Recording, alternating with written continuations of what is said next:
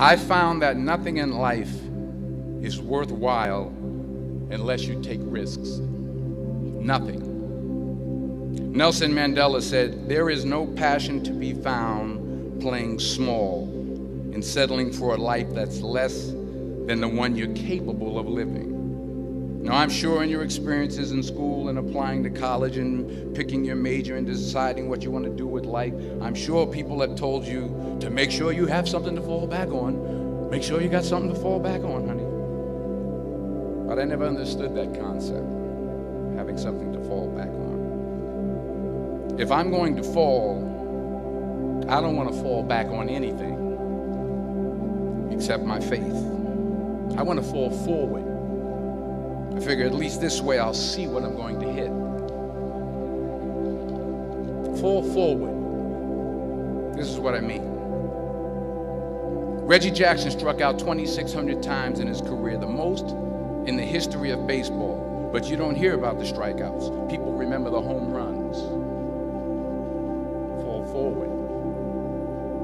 Thomas Edison conducted 1,000 failed experiments. Did you know that? I didn't know that.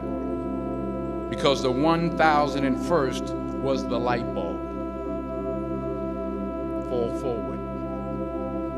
Every failed experiment is one step closer to success. You've got to take risks, and I'm sure you've probably heard that before, but I want to talk to you about why that's so important. I got 3 reasons, and then you can pick up your iPhones. First, you will fail at some point in your life. Accept it. You will lose. You will embarrass yourself. You will suck at something. There's no doubt about it. And I know that's probably not a traditional message for a graduation ceremony, but hey, I'm telling you, embrace it, because it's inevitable. And I should know. In the acting business, you fail all the time. Early on in my career, I auditioned for a part in a Broadway musical. Perfect role for me, I thought, except for the fact that I can't sing. So I'm in the wings, I'm about to go on stage, but the guy in front of me, he's singing like Pavarotti, and I'm just shrinking, I'm getting smaller and smaller. So they say, "Oh, thank you very much, and you'll be hearing from us." So I come out with my little sheet music, and it was Just My Imagination by the Temptations. That's what I came up with. So I hand it to the accompanist, and she looks at it and looks at me and looks out at the director and was like, "All right."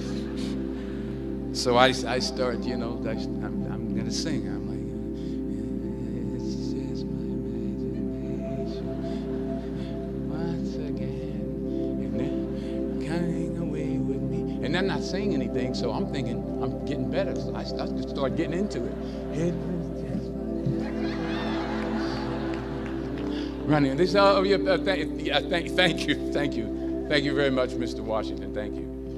So I assumed I didn't get the job. But the next part of the audition, he called me back. The next part of the audition is the acting part of the audition. So I'm like, hey, okay, maybe I can't sing, but I know I can act. So they pair me with this guy, and again, I didn't know about musical theater. And musical theater is big, so they can reach everyone all the way in the back of the stadium. And I'm more from a realistic, naturalistic kind of acting where you actually talk to the person next to you. So I don't know what my line was. My line was, "Well, hand me the cup." And his line was, "Well, I will hand you the cup, my dear. The cup will be there to be handed to you." I said, "Oh, okay." "Well, should I give you the cup back?" "Oh, yes, you should give it back to me, because you know that is my cup and it should be given back to me." I didn't get the job. But here's the thing. I didn't quit. I didn't fall back. I walked out of there to prepare for the next audition, and the next audition, and the next audition. I prayed. I prayed. And I prayed. But I continued to fail, and fail, and fail. But it didn't matter, because you know what? There's an old saying, you hang around the barbershop long enough, sooner or later you're going to get a haircut. So you will catch a break, and I did catch a break. Last year, I did a play called Fences on Broadway. Someone talked about it. Won the Tony Award. And I didn't have to sing, by the way. But here's the kicker. It was at the Court Theater. It was at the same theater that I failed that first audition 30 years prior. The point is, and I'll pick up the pace, the point is, every graduate here today has the training and the talent to succeed. But do you have the guts to fail? Here's my second point about failure. If you don't fail, you're not even trying.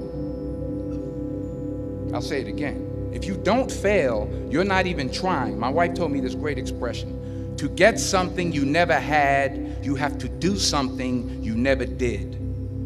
Les Brown's a motivational speaker. He made an analogy about this.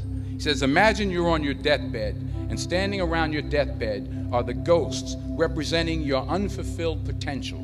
The ghost of the ideas you never acted on. The ghost of the talents you didn't use. And they're standing around your bed, angry, disappointed, and upset. They say, we came to you because you could have brought us to life, they say. And now we have to go to the grave together. So I ask you today, how many ghosts are going to be around your bed when your time comes? You've invested a lot in your education, and people have invested in you. And let me tell you, the world needs your talents. Man, does it ever. I just got back from Africa like 2 days ago, so if I'm rambling on, it's because I'm jet lagged. I just got back from South Africa. It's a beautiful country, but there are places there with terrible poverty that need help. And Africa is just the tip of the iceberg. The Middle East needs your help. Japan needs your help. Alabama needs your help. Tennessee needs your help. Louisiana needs your help. Philadelphia needs your help. The world needs a lot, and we need it from you. We really do. We need it from you young people. I mean, I'm not speaking for the rest of us up here, but I know I'm getting a little grayer. We need it from you, the young people, because remember this. So you got to get out there. You got to give it everything you got, whether it's your time, your talent, your prayers, or your treasures. Because remember this, you will never see a U-Haul behind a hearse.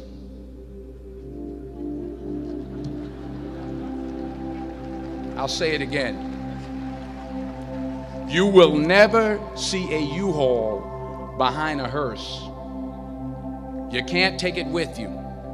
The Egyptians tried it, and all they got was robbed. So the question is, what are you going to do with what you have? I'm not talking about how much you have. Some of you are business majors. Some of you are theologians, nurses, sociologists. Some of you have money. Some of you have patience. Some of you have kindness. Some of you have love. Some of you have the gift of long suffering. Whatever it is, whatever your gift is, what are you going to do with what you have? All right, now here's my last point about failure. Sometimes it's the best way to figure out where you're going. Your life will never be a straight path. I began at Fordham University as a pre-med student. I took a course called cardiac morphogenesis. I still can't say it. Cardiac morphogenesis. I couldn't read it. I couldn't say it. I sure couldn't pass it. So then I decided to go into pre-law, then journalism. And with no academic focus, my grades took off in their own direction. Yeah, down. I was a 1.8 GPA one semester, and the university very politely suggested that it might be better to take some time off. I was 20 years old. I was at my lowest point. And then one day, and I remember the exact day, March 27th, 1975, I was helping my mother in her beauty shop. My mother owned a beauty shop up in Mount Vernon. And there was this older woman who was considered one of the elders in the town. And I didn't know her personally, but I was looking in the mirror, and every time I looked at the mirror, I could see her behind me, and she was staring at me. She just kept looking at me. Every time I looked at her, she kept giving me these strange looks. So she finally took the dryer off her head and she said something I'll never forget. First of all, she said, "Somebody give me a piece of paper. Give me a piece of paper." She said, "Young boy, I have a prophecy, a spiritual prophecy."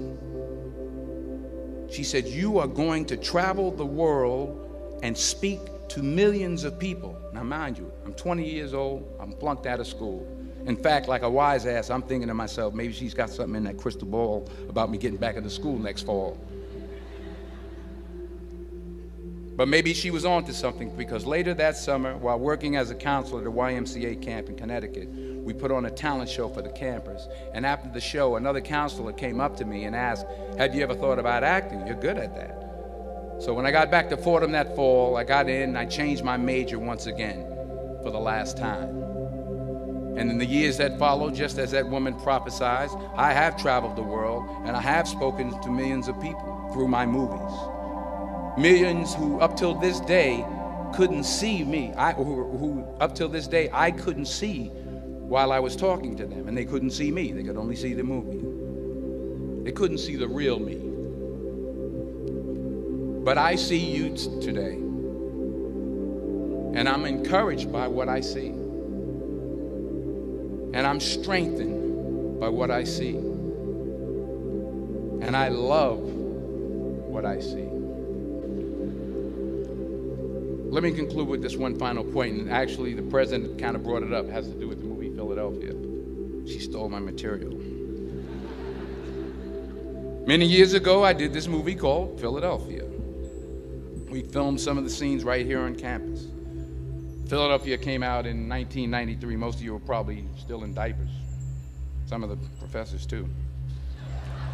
But that cracked me up. But it was a good movie. Rent it on Netflix. It's a good movie. Rent it.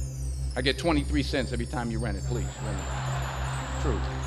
Parents up there, rent it. Netflix, please. Tell your friends too. It's about a man played by Tom Hanks who's fired from his law firm because he has AIDS.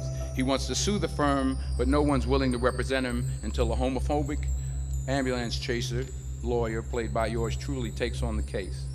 In a way, if you watch the movie, you'll see everything I'm talking about today. You'll see what I mean about taking risk or being willing to fail. Because taking risk is not just about going for a job. It's also about knowing what you know and what you don't know. It's about being open to people and to ideas. In the course of the film, the character I play begins to take small steps, small risks. He very, very, very slowly begins to overcome his fears. And I feel ultimately his heart becomes flooded with love. And I can't think of a better message as we send you off today. To not only take risks, but to be open to life, to accept new views, and to be open to new opinions, to be willing to speak at a commencement at one of the best universities in the country, even though you're scared stiff. While it may be frightening, it will also be rewarding. Because the chances you take, the people you meet, the people you love, the faith that you have, that's what's going to define you. So members of the class of 2011, this is your mission. When you leave the friendly confines of Philly, never be discouraged, never hold back, give everything you got. And when you fall throughout life, and maybe even tonight after a few many glasses of champagne, remember this: fall forward.